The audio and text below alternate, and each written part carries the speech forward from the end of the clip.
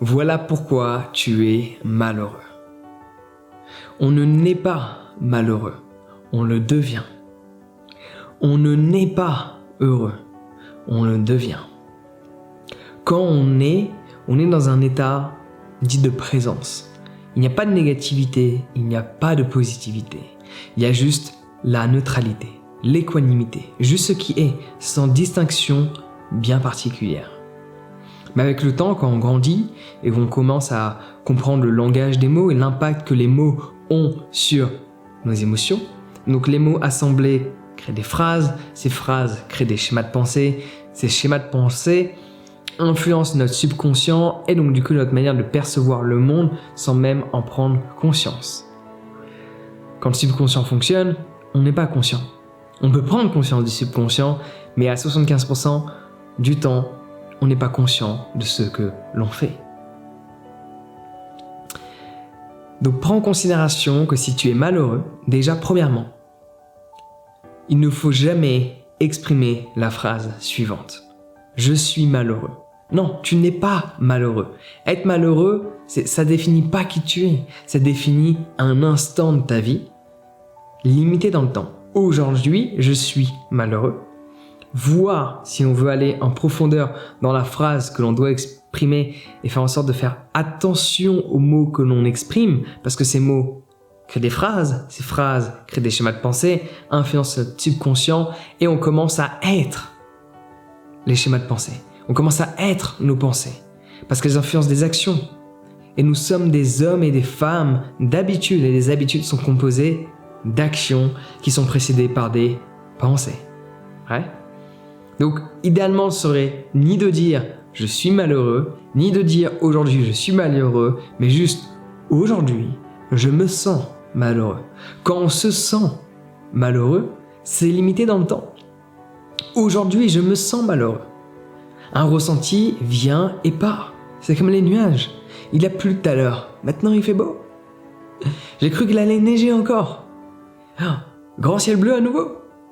Ici, on vit les 4 saisons dans la même journée. Il y avait même du brouillard ce matin. Et là, c'est grand ciel bleu. Pétant, bleu Provence. Les sentiments, les émotions, c'est la même chose. Ça vient et ça passe. Et dès lors que tu commences à t'identifier à une émotion, tu la fais perdurer dans le temps. Je suis malheureux signifie que cela est ta condition en tant qu'être. Donc tu ne devrais jamais dire cela. Tu pourrais dire à la limite, je suis heureux, ça veut dire que tu te classifies comme étant une personne heureuse. Mais selon moi, cela n'est pas la solution parce que dès lors que tu vas te conditionner, il y a plusieurs niveaux. Il y a un mauvais conditionnement, puis tu peux changer, mettre un bon conditionnement, mais idéalement, c'est de se libérer de l'ensemble des conditionnements. Ouais. Donc pourquoi tu es malheureux en cet instant? Ta vie n'est pas malheureuse, tu n'es pas quelqu'un de malheureux, juste que tu expérimentes aujourd'hui du malheur à travers ta perception des choses. Et si tu t'es identifié au fait d'être malheureux, tu peux avoir la sensation que ta vie est malheureuse parce que tu as fait perdurer un ressenti qui n'aurait pas dû perdurer. Tu l'as fait perdurer dans le temps. Tu l'as prolongé à travers l'identification. Donc règle numéro 1, si tu dis je suis malheureux, supprime ça. Aujourd'hui, je sens que je suis malheureux. J'ai un ressenti de malheur. Aujourd'hui, je me sens pas forcément très bien. Mais ne délimite pas une chose en le mettant dans le présent. Parce que le présent est continu. Le présent est continu. Je suis, c'est une personnalité. C'est qui on pense être. Alors certes, ta personnalité peut changer, mais pour simplifier les choses, ne dis jamais « je suis malheureux » seul. Tu peux le délimiter dans le temps et idéalement, c'est de ne pas utiliser le « je suis », c'est « je me sens ». Comme ça, automatiquement, on limite dans le temps. Prends en considération que ce que tu vois aujourd'hui, tu peux le voir différemment. Admettons, en été, dès lors qu'il pleut, la plupart des gens vont se plaindre « oh, il pleut, il pleut, il pleut ». Et d'autres personnes, telles que moi, vont trouver ça génial. S'il pleut en été, ça me permet que mon gazon ne ressemble pas au gazon de Provence, qu'il soit vert. Donc s'il pleut un petit peu en été, je suis satisfait parce que mon gazon ne va pas brûler. Les arbres vont être davantage plus verts. Les gens adorent tous les pays tropicaux. Sauf qu'ils oublient une chose. Si tu aimes les pays tropicaux où tout est vert, c'est parce qu'il pleut beaucoup. La terre absorbe.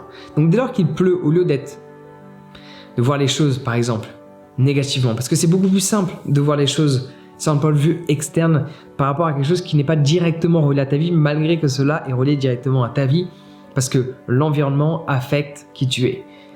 Mais dès lors qu'il pleut, tu peux te dire génial, la vie m'offre une journée cocooning où je vais pouvoir lire.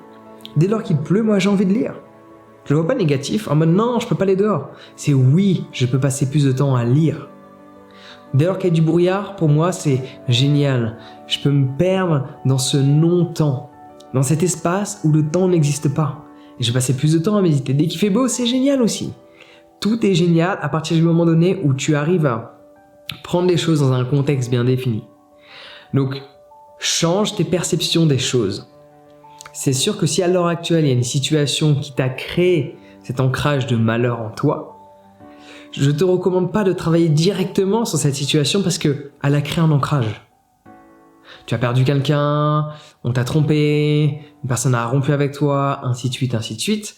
Au lieu de travailler sur cette situation qui a créé ce malheur, ce ressenti profond en toi, tu devrais commencer à travailler sur d'autres situations que tu ne considères pas comme négativement catastrophiques, mais négatives. Et de les voir en positive. Comme ça, progressivement, tu vas reprogrammer ta perception des choses, par ce fait reprogrammer tes mots, tes phrases, schémas de pensée, subconscient et ainsi de suite, et te comporter différemment, te tenir différemment. Et en fonction de tout ça, tu vas pouvoir changer l'ensemble des situations de la vie auxquelles tu es confronté. Donc dès lors que tu dois faire un travail sur le changement de perception, ne le fais jamais sur quelque chose qui t'embête aujourd'hui. Ça va être plus dur. Tu peux réussir, tu peux le faire, mais moi je suis pas trop comment on pourrait dire ça, les gens qui promouvoient, je fais pas partie de la catégorie des gens qui promouvoient vise la lune comme ça, si tu la rattrapes pas, tu finiras dans les étoiles. Et dans la réalité, c'est pas exactement ça. L'image est belle, ok, le principe est beau, mais dans la réalité, quelqu'un qui vise la lune et qui ne touche pas la lune et qui continue et qui abandonne, au bout d'un moment, il y a de grandes chances qu'il atterrit beaucoup plus bas que les étoiles. Parce qu'il a perdu confiance en qui il est. Que si tu vises des choses qui te challengent mais qui sont atteignables, ta confiance grandit. Et à ce moment-là, toucher la lune semble accessible et par la suite réalisable. Donc étape après étape, fais en sorte de changer la perception de petits événements que tu considères comme étant négatifs en positif, et au fur et à mesure du temps, tu pourras changer les événements qui sont négativement importants pour toi. Mais commence par le petit. On commence toujours par le petit. Si tu veux construire un mur, tu ne construis pas un mur. Tu empiles une brique après une brique. Et fais en sorte d'empiler bien les premières briques. Parce qu'après, ça pourrait causer un problème.